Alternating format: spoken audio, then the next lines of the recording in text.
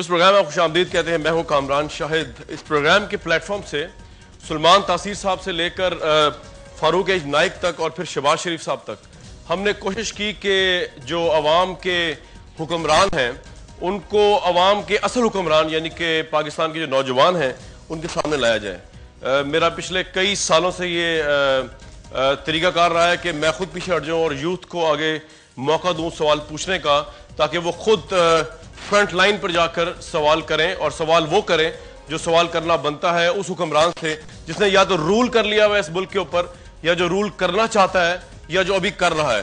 मैं बहुत warm welcome कहता हूं आज यहां पे पाकिस्तान की यूथ के साथ पाकिस्तान के साबिक सदर जनाब जनरल परवेज मुशर्रफ साहब को। A very warm welcome to him.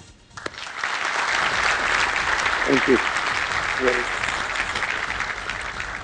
Musharraf साहब, सवाल जो बुनियादी है ना वो यही है कि 10 साल में आपने अच्छा किया या बुरा किया, लेकिन 10 साल मुशर्रफ साहब बहुत टाइम होता है जिसमें आपने जो कुछ भी किया वो ये स्टूडेंट सवाल करेंगे, मैं उसके अंदर नहीं जा रहा डिटेल में। लेकिन अब आपको लगता नहीं कि ये ऑल पाकिस्तान मुस्लिम लीग बनाने का कोई जवाब ही नहीं है? आपको रेस्ट करना चाहिए, गोल्फ खेलना चाहिए, ब्रिज खेलनी चाहिए, इंग्लैंड अमेरिका में मौज कर। ये अगर मैं अपने बारे में सोचूं तो फिर तो ये बात सही है आप जो कह रहे हैं। मैंने कर लिया, 10 साल रूल किया है, गवर्नमेंट चलाई है as prime minister, as president वगैरह, तो मुझे बाहर आराम करना चाहिए और मैं बड़ा खुश हूँ बाहर। लेकिन अगर मैं पाकिस्तान को देखता हूँ, पाकिस्तान के बारे में सोचता हूँ, तो फिर ये आपका जो कंक्लूजन है ये बिल्कुल सही नहीं है। पाकिस्तान की बुरी हालत है और हर पाकिस्तानी का फर्ज बनता है कि इसको ठीक करने की कोशिश करे। तो यही मैं करना चाह रहा हूँ, क्योंकि पाकिस्तान में इस वक्त मैं तो देख रहा हूँ कि बहुत संगीन सूरत हाल का सामना है पाकिस्तान को। और मैं समझता हूँ कि क्योंकि मैं उस 10 साल को बहुत सक्सेसफुल 10 साल समझता हूँ, इसलिए मैं समझता हूँ कि मुझे पता है क्या करना है पाकिस्तान के लिए। मुझे मालूम है कि पाकिस्तान को कैसे बचाकर आगे लेकर जाना है, तो इसलिए मैं अपनी पूरी कोशिश करनी चाहिए। मुशर्रफ साहब, ग्राउंड रियलिटीज ये हैं कि चीफ जस्टिस इफ्तिखार साहब जो हैं इस वक्त वो चीफ जस्टिस हैं और हम सब जानते हैं कि उन्होंने कई केसेस के अंदर आपको इस वक्त वारंट जारी किए हुए हैं, उनके मातहत जो अदालत चल रही है इस वक्त। सही है या गलत है इससे कतई नजर। इस वक्त पंजाब के अंदर मुस्लिम लीग नून की गवर्नमेंट है जिनको आपने एक्सपेल किया था, वो ऑब्वियसली आपको पंजाब में शायद घुसने ना दें। तालिबान आपके खिलाफ है क्योंकि मुबैना तौर पर आपने CIA की हेल्प की और पाकिस्तानियों को या गैर मुल्कियों को जिनको वो अच्छा समझते हैं या वो जहादी समझते हैं उनको हैंड ओवर किया। दूसरे बलोचिस्तान में अकबर बुख्ती के मानने वाले हैं, वो भी आपके मुखालिफ। तो सिक्योरिटी आपके लिए इतना बड़ा थ्रेट है। जुडिशरी आपके लिए इस वक्त बैठी हुई है केसेस तैयार करके, रेड वारंट आपके निकाल के। तो प्रैक्टिकली पॉसिबल किस तरह है कि आप वापस आए और लेवल प्ले फील्ड के अंदर आकर या वापस आकर उस तरीके से आप इफेक्टिव पॉलिटिक्स कर सकें, कैंपेन चला सकें जो कि कोई एक आम पॉलिटिशियन कर सकता है? मुशर्रफ साहब, ये बात सही है सर। पहली चीज तो मैं ये कहना चाहता हूँ कि खतरात हैं, ये बिल्कुल ये जेन्युइन खतरात हैं, लेकिन मैं उनमें से नहीं हूँ जो खतरों से भागूं। खतरे के जब अंदर आ जाता है आदमी, मेरी एक्सपीरियंस, पर्सनल लाइफ एक्सपीरियंस है, तो पता होता है कि वो खतरे को इतने ज्यादा खतरे नहीं है जितने आप बना रहे हो। ये कहना कि जुडिशरी, अब जुडिशरी ऐसे लग रहा है जैसे तमाम हाई कोर्ट और तमाम सुप्रीम कोर्ट के हर एक जज जो है वो मुझे लगा हुआ है, मेरे पीछे लगा हुआ है। कोई ऐसी खास चीज नहीं है। केसेस का आपको पता ही है, सारे पंप्ड अप केसेस हैं, ये सारे पॉलिटिसाइज केसेस हैं, तो इनमें जान कोई है नहीं। तो सामना जब करेंगे जब भी इसको प्रूव करेंगे ना कि इनमें जान कोई नहीं है। फिर आप कह रहे हैं कि ये बलूच और बुख्ती वगैरह, मुझे बलूचिस्तान में मैंने ऑपरेशन किए हैं, मुझे पूरा पता है बलूचिस्तान की। जितनी मुझे समझ है वो बहुत कम लोग जानते होंगे। कोई ऐसा डेंजर उधर नहीं है, और अगर है तो उसका सामना करेंगे। और तालिबान वगैरह की आप बात कर रहे हैं, सामना करेंगे उनका। जब आप पहुंचेंगे उधर बीच में छलांग मार के घुस जाते हैं, फिर देखते हैं क्या होता है जी। राइट, ये तो मैं आदी हूँ ऐसी चीजें करने का। मैं बीच में सवाल करूंगा क्योंकि सवाल उठाना मेरा भी हक है, लेकिन मैं चाह रहा हूँ कि स्टूडेंट जो है वो सवाल पूछें। किन स्टूडेंट सवाल पूछे, हाथ खड़ा करें प्लीज। सर अदील शफीउल्लाह मेरा नाम है, तहरीक इंसाफ की यूथ से हूँ। मेरा आपसे क्वेश्चन ये है कि लाल मस्जिद वाले इशू पे आप ये बात करते हैं कि वो उन लोगों ने अपना मस्जिद के स्टूडेंट्स ने आके लोगों को डराना शुरू कर दिया था, धमकाना शुरू कर दिया, सीढ़ियाँ जलानी शुरू कर दी थी। तो ये आप लॉजिक देते हैं, आप ऐसे लोगों के खिलाफ एक्शन करते हैं जो सीडीज जलाते हैं, लोगों को डराते हैं, धमकाते हैं, जबकि वही अमेरिकन आके ड्रोन हमला करते हैं और यहाँ पे आके लोगों को मारते हैं, तो उसके मुकाबले में आप कुछ नहीं करते। लोग चीनी इंपोर्ट करते हैं, लोग कपड़ा इंपोर्ट करते हैं, आपने पूरे का पूरा वज़ीर आज़म इंपोर्ट कर डाला। आप कब आएंगे यहाँ पे पाकिस्तान में?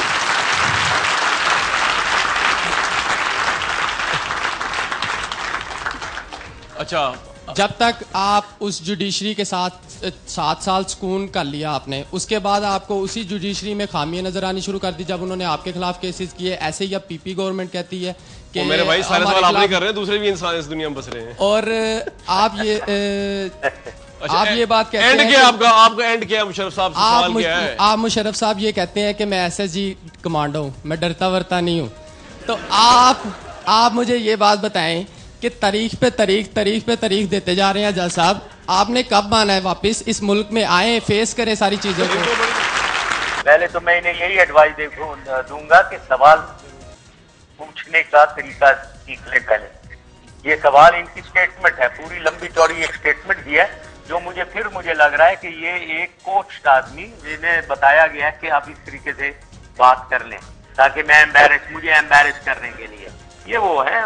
देखो भाई, बात ये है, ये सारी लंबी चौड़ी उनका मैं जवाब नहीं दूंगा। वो पहले कामरान ने भी पूछ लिया था, मैंने बता भी दिया है। ये सारे इश्यूज हैं जिनके लंबे लंबे जवाब हैं, उनमें मैं नहीं पढ़ूंगा। जहां तक मेरे आने का ताल्लुक है और पहले डेट मैंने चेंज करने का ताल्लुक है, मेरे कमांडो होने का ताल्लुक है, उसे छोड़ो तुम। जब सर्विस में मेरी सर्विस देखें, मैंने 2 जंगें लड़ी हुई हैं, मुझे गैलेंट्री अवार्ड मिला हुआ है, ठीक है। तो ऐसी कोई बात नहीं, जंग का गैलेंट्री अवार्ड मुझे मिला हुआ है। तो पहले मेरी तारीफ देख लें, मेरी प्रोफेशनल कैपेबिलिटीज देख लें, फिर बात किया करें। जहाँ तक मेरे आने का ताल्लुक है, आना बहादुरी एक चीज होती है और बेवकूफ़ी दूसरी चीज होती है, ठीक है। मैं बेवकूफ बहादुरी में नहीं बिलीव करता हूँ, मैं एक इंटेलिजेंट दिमाग के साथ अप्लाइड बहादुरी में बिलीव करता हूँ, ठीक है। ये बात समझें आप। मैं देखूंगा, आऊंगा जरूर, 100% आऊंगा। एक माहौल देख रहा हूँ, एक माहौल क्रिएट कर रहा हूँ, उसके मुताबिक मैं आऊंगा। अच्छा, मुशर्रफ साहब को मेरी आवाज आ रही है? जी आ रही है। अच्छा, ये जो लास्ट क्वेश्चन जिन्होंने पूछा था, ऑब्वियसली ये उनकी ये ऑनेस्टी तो है कम से कम कि उन्होंने बता दिया कि उनका ताल्लुक पाकिस्तान तहरीक इंसाफ यूथ से है। तो यू कैन अंडरस्टैंड कि वो स्टूडेंट तो हैं किसी न किसी यूनिवर्सिटी के, लेकिन अदील साहब जो है वो पाकिस्तान तहरीक इंसाफ के भी हैं। तो ये आप समझ लें कि ये ऑब्वियसली कोई ना कोई एफिलिएशन है किसी यहाँ पे बैठी हुई यूथ की किसी ना किसी पार्टी के साथ, although they are the full time students as well. बस मैं ये ऐड करना चाह रहा था। Okay, yes, agree. सबसे कह रहा हूँ अपने नाम बताएं, मैं तो इनसे पहली दफा ही मिल रहा हूँ।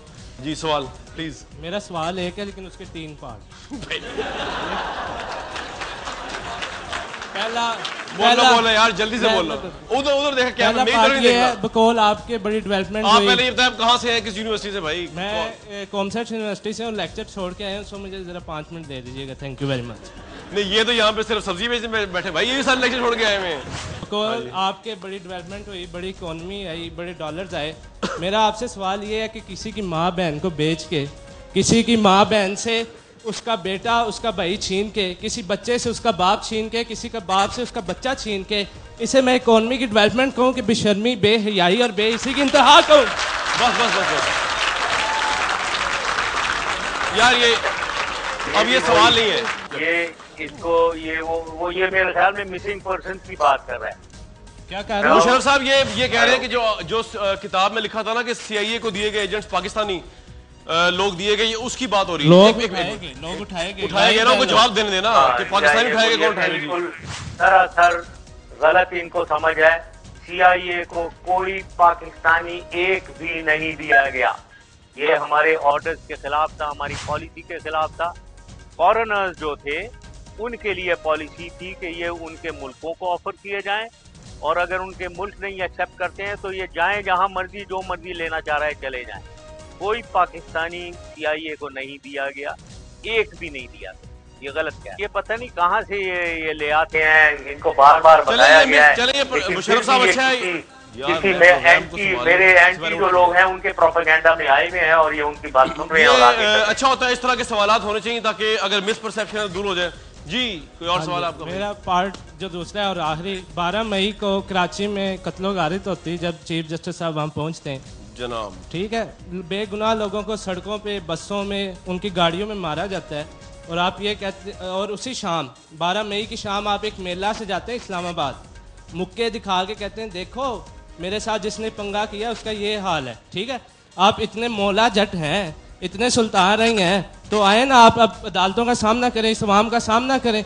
आप इधर ऐलान करते हैं कि मैं आऊँगा, अगले दिन वो कोर्ट आपके वारंट जारी करती है, आप कहते हैं मैं अगले साल आऊँगा। अगर आप इतने बहादुर हैं तो आओ ना। चलो वो जवाब दे चुके हैं आने का, तो यार 12 मई का तसल्ली सर 12 मई का जवाब दे दें कि वो मैं किसी के ऊपर इल्जाम नहीं देना चाहता हूँ। एक पॉलिटिकल एक्टिविटी, एक पॉलिटिकल डायनामिक्स थी, उनकी वजह से वो चीज़ें हुई हैं। मैं ब्लेम किसी को नहीं कर सकता हूँ, मुझे पता नहीं है किसने फायरिंग करवाई और किसने, कोई कुछ कह रहा है कोई कुछ कह रहा है, तो मैं उसमें पढ़ना ही नहीं चाहता हूँ। लेकिन आप तो ये लिहाजा 12 जुलाई के एग्जामिन हुआ है, जो कुछ भी कर रहे हैं उसके फैक्ट मालूम करने की जरूरत है। लेकिन ये बात नहीं है कि मैंने ये करवाया, ये अगर ये समझने मैं ऐसी चीजें नहीं करवाता। वो जिसने भी करवाई, जो भी उसके पीछे था, मुक्के तो आप दिखा रहे थे ना रात को इस्लामाबाद में मेला से जाकर। तो वो तो कराची में वाकया हुआ है यार। मुक्के मैं बिल्कुल दिखाता हूँ, मुक्के दिखाने मैं जानता हूँ, और मैं आऊंगा जहाँ तक ये जो आप कह रहे हैं वो मैं आऊंगा जरूर, और जब मैं आऊंगा तो मुक्के दोबारा दिखाऊंगा।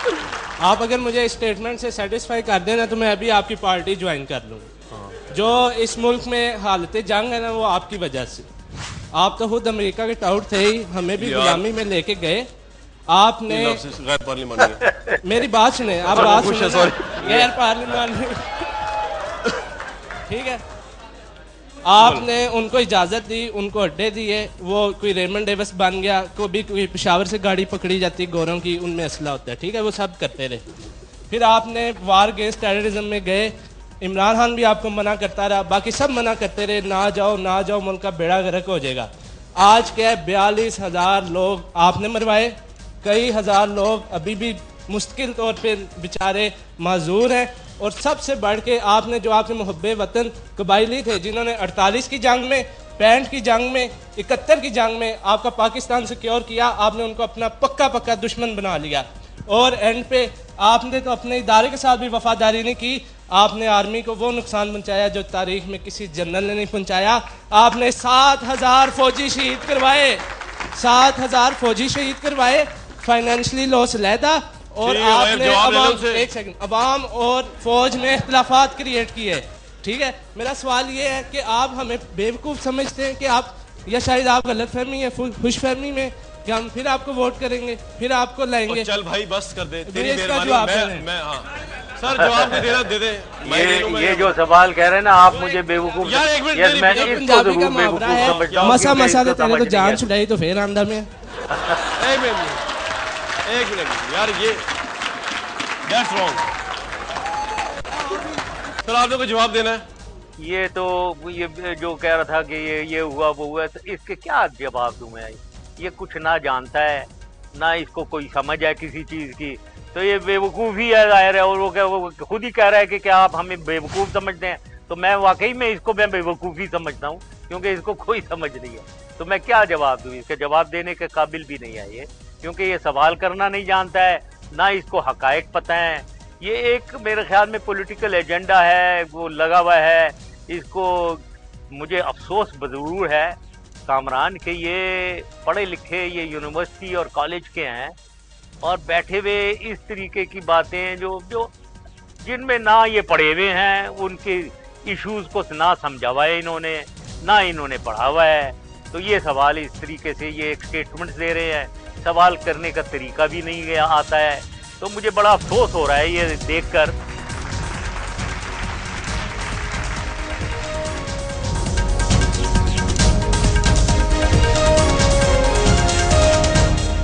मेरा नाम हसीब आमिर है।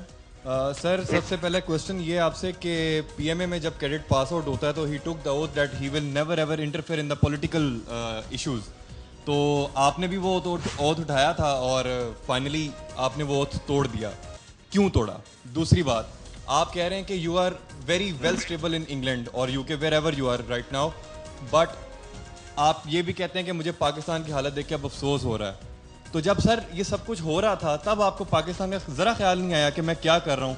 Sir no doubt you have been a very wonderful leader, but आपने जहाँ जहाँ जो ब्लंडर्स किए हैं सर वो इतने भारी थे कि पाकिस्तान अब सफ़र कर रहा है। Sir that is all. हाथ में रखें, खड़े रहें। पीएमए के ओथ नाउ जी सर, वो ये हर बात क्रेडिट उठाता सही है, है। वो ओथ लेते हैं और साथ उसमें एक और ओथ मैं इनको याद दिलाऊं। एक ओथ, उस ओथ के एक सेंटेंस ये भी है, I will go by land air और sea wherever ordered to for the security of even to the peril But of my within your life. limitations, sir. Now बात ये है, repeated, I will go by land, air or sea wherever ordered, even to the peril of my life. ये भी है, मतलब एक वो तो एक फुल ओथ है, लेकिन ये ओथ ली वो बात सही है पॉलिटिक्स में नहीं। लेकिन आप ये मुझे बताएं, प्रॉब्लम पाकिस्तान के उनको विजुलाइज करें। प्रॉब्लम पाकिस्तान का हमेशा एक कॉन्फ्लिक्ट है स्टेट और कॉन्स्टिट्यूशन का। ये कॉन्फ्लिक्ट है जो मैंने कई दफा समझाया। स्टेट डेंजर में होता है, एक डेमोक्रेटिकली इलेक्टेड गवर्नमेंट आई हुई है, वो स्टेट को खत्म कर रही है। तकरीबन स्टेट फेल्ड स्टेट और डिफॉल्टेड स्टेट बन रहा है। तो फौज के सामने हमेशा सिचुएशन एक दफा नहीं 4 दफा हो चुकी है, स्टेट को बचाएं तो कॉन्स्टिट्यूशन वायलेट होती है, कॉन्स्टिट्यूशन को बचाएं तो स्टेट खत्म हो रहा है। आज भी सूरत हाल यही है। आज भी सूरत हाल ये नहीं है कि लोग फौज की तरफ जा रहे हैं, भाई कुछ करो, कुछ करने की बताओ, तो वो तो कॉन्स्टिट्यूशन तो यही है, वो ओथ तो वही है। तो ये इतनी simple at this level, at ऊंचे लेवल पे बातें, जहां मुल्क इन्वॉल्व हो जाए, जहां पूरी गवर्नेंस हो जाए, तो उधर इतनी सिंपल क्लियर कट चीजें नहीं होती हैं। राइट। सर मेरा नाम मोहम्मद वकाश है और मेरा आपसे क्वेश्चन ये है कि मैं आपको आपके तरक्याती काम गिनवाना चाहता हूँ। आपका पहला तरक्याती काम, आपने आफिया सदीकी को बेचा। दूसरा आपका तरक्याती काम, आपने पाकिस्तान की लॉ एंड ऑर्डर की सिचुएशन को ख़राब किया। तीसरा आपका तरक्याती काम, आपने बलोचिस्तान के बिल्कुल हालात ख़राब कर दिए। तो अगर यही तरक्की याफ्ता की डेफिनेशन है मेरे भाई हाँ जी, तो सवाल क्या आपका यार? क्वेश्चन ये है कि आपने मोहसिन पाकिस्तान डॉक्टर अब्दुल कदीर खान को उनके घर में नजरबंद क्यों करवाया था? हाँ, डॉक्टर कदीर के सवाल का जवाब देंगे पहले।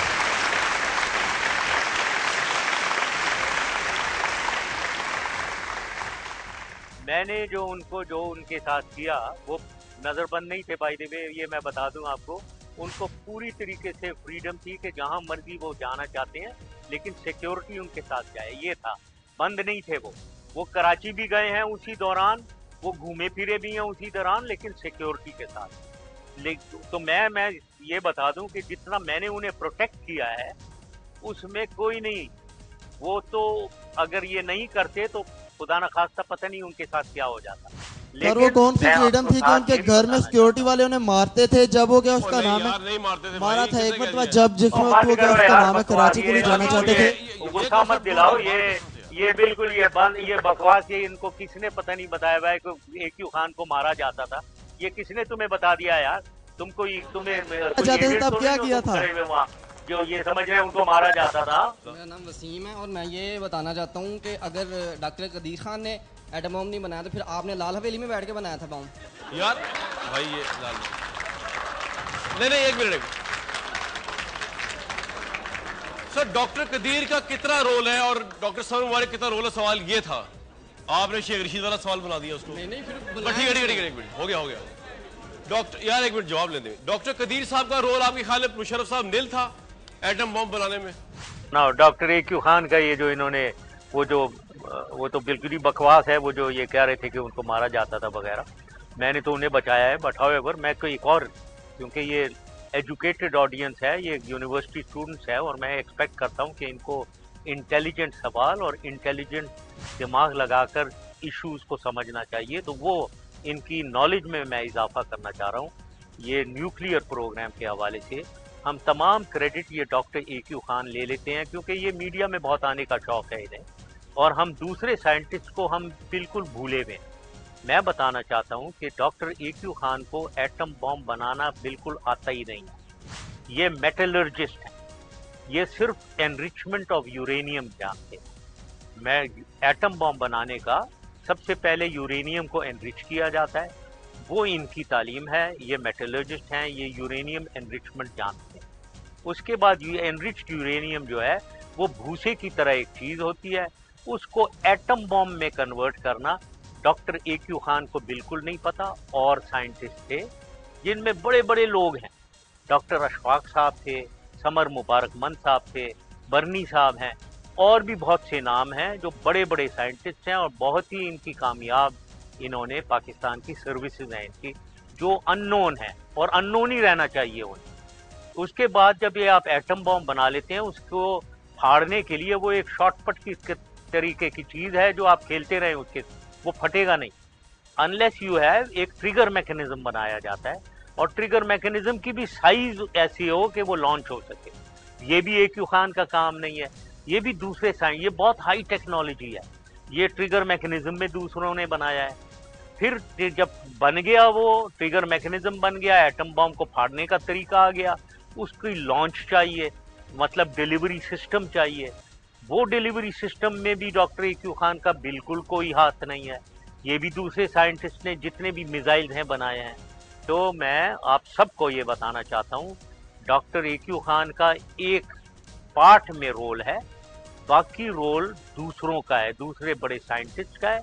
ये आप समझें, सिर्फ एक को हम क्रेडिट दे देते हैं उठाकर, ये बात सही नहीं। ये मैं डॉक्टर कदीर साहब के अलावा सवाल होगा जी, अब जो भी होगा। अब किसी डॉक्टर कदीर पे दोबारा सवाल इसलिए नहीं पूछना, 2 सवाल हो चुके जी। My name is Umair Shaukat. Musharraf साहब, आपसे मैं 2 सवाल करना चाहूँगा। लाल मस्जिद का ऑपरेशन हुआ, मेरी माएँ बहनें बच्चे उसमें शहीद हुए, आपने बाद में आके कहा कि ये हमारी ताकत नहीं जानते। 12 मई का वाक़या हुआ, बहुत से बेशुमार लोग कराची में मरे, आपने रात को एक जश्न इस्लामाबाद में लगा के मुक्के दिखा के कहा कि मैं ये हमारी ताकत को नहीं जानते। मैं आपसे ये पूछना चाहूँगा, ड्रोन हमले आपके दौरे इक़्तिदार में शुरू हुए, आपने उनको मुक्के क्यों नहीं दिखाए? क्या आप डर गए थे? क्या आप एक फौजी होने के बावजूद डर गए थे? दूसरा सवाल। एक मिनट भाई, एक पहला सवाल जवाब दे दें, बस। अरे ड्रोन आपने क्यों ये रोके? सवाल, ये पहली चीज तो ये है, लाल मस्जिद में माएँ बहनें और बच्चे मारे गए, सरासर झूठ है ये। जो भी वहाँ थे, अगर वो मौलवी साहब जो वहाँ के हैं अभी भी जिंदा हैं, वो कुरान शरीफ लें, हाथ रखें उसके ऊपर और कसम खाएं कि वहाँ एक भी अगर औरत या बच्चा मारा गया हो, अदर देन उनके डॉक्टर वो मौलाना गाजी साहब की वालदा, वो क्योंकि निकली नहीं, बाकी कोई ना एक बच्चा ना एक औरत उधर मारी गई है। ये सारा झूठा प्रोपेगेंडा फैलाया गया है। जो ये भी साहब खड़े हुए, ये जो बच्चा जो सवाल कर रहा है, इमोशनल हो रहा है, वो यही बात, मैं यही जवाब दूंगा। दूसरा 12 मई का मैंने ऑलरेडी जवाब दे दिया है, उसका मैंने ड्रोन के हमले ना, ड्रोन के हमले मेरे जमाने में 4 सालों में सिर्फ 8 या 9 हुए हैं, अब हो रहे हैं। वो मेरी वजह से ड्रोन हमले नहीं हो रहे थे, मेरी वजह से, क्योंकि मेरा प्रेशर था कि वो 8-9 सिर्फ हमले हुए, ठीक है।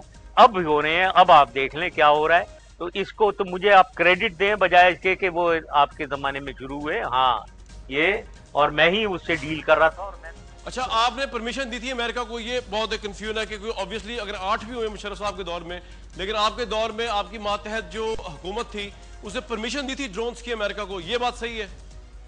This is my question to you. कोई ऐसी परमिशन नहीं थी, बिल्कुल कोई परमिशन, ये बार बार मैंने कोई 1000 दफा ये कह दिया है, कोई ऐसी परमिशन नहीं थी। और अगर परमिशन थी, जो ये आजकल के पॉलिटिशियंस लगाते हैं, तो अब हुकूमत आई भी है 4-5 साल से, वो परमिशन को ये तो नहीं है ना, कोई कुरान शरीफ के अल्फाज तो नहीं है, कोई ऊपर से अल्लाह ताला के अल्फाज आए में आप तब्दील कर दें उस परमिशन को।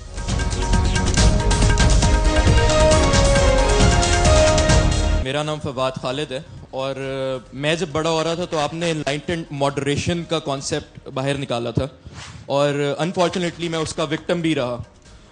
वो तो अल्लाह का शुक्र है कि मेरा दिमाग ठीक हो गया, वरना अभी मैं इनकलाबी बन चुका होता। मेरा आपसे जो क्वेश्चन है वो प्राइमरीली ये है कि क्या, मैं आपसे 2-3 क्वेश्चन करूंगा, लेकिन करने दें, क्योंकि मैं पहले APML का पोर्शन पार्ट रह चुका हूँ, फवाद चौधरी साहब के साथ परफॉर्म कर चुका हूँ, और अब तो मेरे ख्याल में इनकी जो पार्टी है वो डिसॉल्व भी हो चुकी हुई है। मेरा पहला क्वेश्चन आपके साथ यह है कि आपके पुराने साथी तो आपको छोड़ के चले गए, जो पुराने लोग थे, जहांगीर तरीन और बाकी सारे लोग जो थे वो आपको छोड़ के चले गए डिफरेंट पार्टीज में, लेकिन फिर आपने पार्टी फॉर्म की, और फिर जो आपके सारे नए साथी थे उनमें फवाद चौधरी, उनमें कसूरी साहब और उनमें बाकी सारे जितने भी लोग थे, इवन के अतीका ओडू साहिबा भी आपको छोड़ के जा चुकी हुई है। वो अभी नहीं गई यार, ये इल्जाम ना लगाया मुझे। जा चुकी हुई है। वो अभी नहीं गई, वो भी उनके साथ ही है इस पार्टी के। वो चलें, ये करेक्ट कर लें। She is not active at the moment. यार वो तो उनकी मर्जी है एक्टिव हो या ना। और ये बात मुझे इनकी पार्टी के इंटरनल सोर्सेज से पता होती है। मैं कहीं बाहर की बात नहीं कर रहा, पार्टी के इंटरनल सोर्सेज से पता होती है मेरे को बाहर का। अच्छा, आगे चले। सवाल क्या आपका? सवाल अभी तक बंदे जो हैं वो इनको छोड़ के जा चुके हैं, इसके बारे में इनका क्या कहना है? हाँ, ये सवाल के मैं बता दिया है, जाने वाले हैं बिल्कुल लोग हैं। एक इसकी मेन वजह ये भी है कि मैं वहाँ नहीं हूँ और मुझे आना है, और जब मैं आऊँगा तो इंशाल्लाह ताला एक तब्दीली को लाने की कोशिश करेंगे, और मेरे ख्याल में जो ये गए हैं वो वापस भी आने को तैयार हो जाएंगे। मेन प्रॉब्लम यही है कि मैं आया हुआ नहीं हूँ, मैं वहाँ बैठा नहीं हूँ। मैं आऊँगा ज़रूर इंशाल्लाह, उसमें तब्दीली आएगी। आप जब इक़्तिदार में आए थे, आपने मियां मोहम्मद नवाज शरीफ और शहबाज शरीफ को उठा के इस मुल्क से जिस तरह मर्जी से आपने उठा के बाहर फेंक दिया। आज आप खुद मुल्क से बाहर हैं, क्या ये आपको सजा नहीं है? क्या ये आपके लिए कर्मा सामने नहीं आ रहा? 99 में आपने उनको उठा के बाहर फेंका, 2009 में आप खुद बाहर हो गए। क्या आपको इससे अभी भी सबक हासिल नहीं हो रहा? और आप कह रहे हैं कि आपने आके पाकिस्तान के हालात ठीक करने हैं। 10 ईयर्स की आपने टेस्ट मैच पूरा खेल दिया, पता नहीं कितना लंबा। आपने तब हालात ठीक किया, अब आपकी बारी नहीं है। आप वहां पे बैठ के गोल्फ खेलें।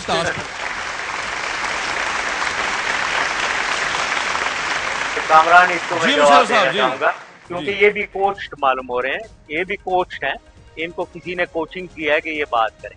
अगर 10 साल में मियां आपको ये पता नहीं है कि मुल्क की डेवलपमेंट क्या होती है और क्या हुआ है, और अवाम की खुशहाली क्या होती है, ये नहीं आपको पता है, तो मैं अफसोस से कहना पड़ता है कि आप जैसे लोग जो हैं, आप सीखें ज़रा, आप समझें कि मुल्क की डेवलपमेंट क्या हुई है। टेलीकम्युनिकेशन लें, IT लें, इंडस्ट्री लें, इकॉनमी मईशत ले लें, आप वाटर मैनेजमेंट ले लें, कनाल ले लें, डैम्स ले लें, पॉवर्टी एलिविएशन ले लें, खुशहाली की बात होती है।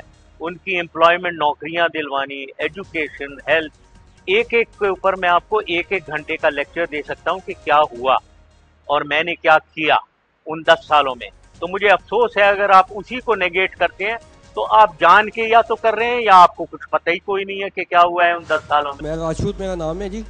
मुशर्रफ साहब, मैं आपसे पूछना चाहता हूं कि आप दुनिया में बदतरीन अमीरत की एक निशानी के तौर पे जिंदा हैं। यार एक मिनट बस यार, कभी मुलामत हुई आपको इस बात पे? ये एडजेक्टिव यूज नहीं कर रहे, सवाल पूछेंगे यार। सवाल क्या है? सवाल मैं पूछना चाहता हूं, उन्हें कभी मुलामत हुई इस बात पे? सर, आपकी डिक्टेटरशिप पे आपको कभी, एक मिनट, सवाल ये कि आपने डिक्टेटरशिप के ऊपर आपको कभी रिग्रेट हुआ कि आपको जमहूरी हुकूमत का तख्ता नहीं उलटना चाहिए था? मुशर्रफ साहब जी, रिग्रेट हुआ आपको कोई? ये सवाल है। बिल्कुल कोई मुझे अफसोस नहीं, मुझे बिल्कुल अफसोस नहीं था, क्योंकि मैंने पाकिस्तान के लिए किया। पाकिस्तान एक फेल्ड और डिफॉल्टेड स्टेट हो रहा था। अगर ये 99 में, हमारी मेमोरीज बड़ी शॉर्ट है, उधर जाए आप, पाकिस्तान के साथ हो क्या रहा था ये जरा याद रखें। गुर्बत का आलम क्या था और पाकिस्तान किस जगह जा रहा था। पाकिस्तान बिल्कुल आइसोलेटेड, तनहा खड़ा हुआ था, फेल्ड डिफॉल्टेड स्टेट था। उस सूरत हाल में मैं आया था और मैंने पाकिस्तान को तब्दील करके एक पाकिस्तान को दुनिया के नेक्स्ट 11 कंट्रीज, N11 कंट्रीज में से, मुल्कों में से एक मैंने बनाया पाकिस्तान को। तो मुझे बिल्कुल कोई रिग्रेट नहीं है। मैंने पाकिस्तान को बहुत तरक्की की तरफ लेकर गया हूँ, तो मुझे कोई मलामत नहीं है। और अगर कोई ये होती तो मेरा रुतबा आज जो इंटरनेशनली है वो ये नहीं होता जो मेरे आज रुतबा है। आज मैं ये बोलना इसका बंद करें ना। ये कौन बोल रहा है? कोई बोली चला जा रहा है, इसका बोलना बंद कर। ये जो भी बोल रहा है कामरान, इसको बंद करो। तो आपकी गलत फहमी है। आप इसका कि हम लोग दहशतगर्दी की जंग के नाम पे अपने भाइयों का बहा जाने वाला खून, कत्लेआम भूल गए हैं, तो आपकी गलत फहमी है। आपका एहतसाब ये अवाम करेगी, आपका एहतसाब ये नौजवान करेंगी। अच्छा जी, ये तो हो गया मुशर्रफ साहब को, you don't need to respond that. ये तो हो गया इनका डेक्लेमेशन।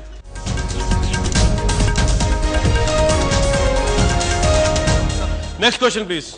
अस्सलाम वालेकुम, मेरा नाम आतिफ है, मेरा ताल्लुक PMLN से है। मेरा मुशर्रफ साहब से पहला क्वेश्चन ये है कि 3 नवंबर को 4 महीने के लिए गालिबन आपने इलेक्ट्रॉनिक मीडिया के ऊपर पाबंदी आयद कर दी थी। तो मैं आज आपसे सिर्फ ये पूछना चाह रहा हूँ कि आपको अपने उस फैसले के ऊपर शर्मिंदगी है, क्योंकि आज यही वही इलेक्ट्रॉनिक मीडिया है जो लोगों की आवाज़ जो है आपकी आवाज लोगों तक पहुंचा रहा है, तो आपको क्या शर्मिंदगी है अपने उस फैसले के ऊपर?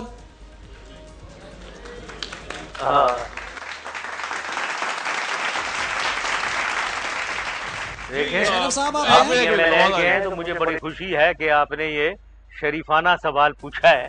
लेकिन पहली चीज तो मैं बताऊं कि PMLN ने 2 दफा हुकूमत की है मेरे आने से पहले। क्या उन्होंने ये मीडिया को आजाद किया था? जो आप मेरे से पूछ रहे हैं, ये मीडिया को मैंने ही बनाया है। 2000 में मैंने ही मीडिया को आजादी दी है। ये जो 100 चैनल्स बने हुए हैं टीवी के, जिन पे मैं भी बोलने की मुझे मिल रहा है, दुनिया टीवी पे मैं बोल रहा हूं, ये मेरी वजह से हैं। मैंने ये क्रिएट किया है, ठीक है जी। और फिर आप नवंबर की बात कर रहे हैं, हाँ उसमें कुछ एक्शन लेने पड़े, उसके पॉलिटिकल गवर्नेंस के लिहाज से कोई इश्यूज थे जिसकी वजह से मैंने एक्शन लिया और सही एक्शन लिया था। लेकिन जाहिर है मीडिया को अगर बंद किया तो वो रिग्रेट आदमी जरूर करता है, कि अफसोस जरूर होता है कि ये काम नहीं करना चाहिए, तो इसीलिए मैंने इमीडिएटली खोला भी। लेकिन कुछ इशू थे, इस वजह से वो एक्शन लेना पड़ा मुझे। तो ये मेरा जवाब है। मैं बिल्कुल फ्री मीडिया जी, ये इंडिपेंडेंट मीडिया के पूरी तरीके से हक में हूं। अगला सवाल पूछ ले भाई आप। अगर आज डिक्टेटर्स में से कोई डिक्टेटर्स आते हैं और वो मार्शल लॉ लगाते हैं, तो आपके ख्याल में आर्टिकल 6 के तहत उनके खिलाफ कार्रवाई होनी चाहिए या नहीं होनी चाहिए? नहीं होनी चाहिए, क्योंकि वो वैलिडेट होते हैं। मैं आपसे यही जवाब एक्सपेक्ट कर रहा था। क्योंकि जैसे मैंने बताया आपको, मैंने बताया है कि पाकिस्तान के सबसे बड़ा डायलेमा, एक प्रॉब्लम जो है ना, जो पाकिस्तान फेस करता है, वो है स्टेट और कॉन्स्टिट्यूशन की कॉन्फ्लिक्ट। कॉन्स्टिट्यूशन जो है, कॉन्स्टिट्यूशन ऑफ पाकिस्तान, उसकी सैंक्टिटी जो है उस वक्त ही है, उसकी अहमियत उसी वक्त तक है जब तक कि स्टेट यानी पाकिस्तान एग्जिस्ट कर रही है। अगर पाकिस्तान नहीं है तो वो कॉन्स्टिट्यूशन जो है वो पीस ऑफ पेपर हो जाता है। यूक्रेन से आपको याद होगा आपकी टैंक्स की डील हुई थी, जिसके अंदर एज एजेंट कर्नल महमूद जो है वो एज एजेंट जो है वो इसके अंदर देख रहे थे डील को।